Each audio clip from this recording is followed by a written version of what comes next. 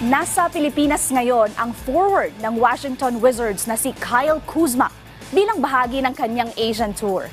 Yan ang ulat ni Rafael Bandayrel.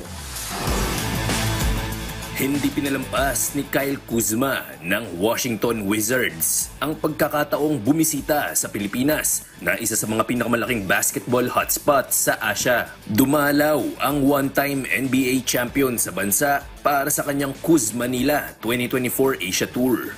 Kahit unang beses makarating sa bansa, ika ng 29-year-old NBA player, hindi na siya nagulat sa suportang natanggap mula sa Pinoy fans dahil narinig niya na mula sa mga dati niyang teammates kung paano tangkilikin ng mga Pinoy ang sport na ito. I mean, I didn't expect that many people, but I expected it to be pretty crazy. Just because I know about this fan base from just being a Laker, being friends with Kobe and talking about Asia and his travels and understanding that this is a crazy market for basketball.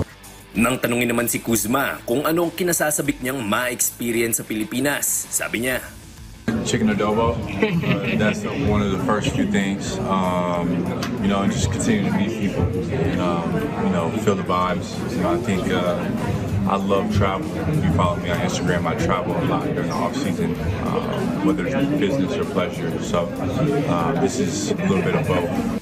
Samantala, nagsagawa rin ng basketball clinic si Kuzma sa Quezon City kung saan dose-dosenang mga batang manlalaro ang nagkaroon ng pagkakataong matuto mula sa NBA standout.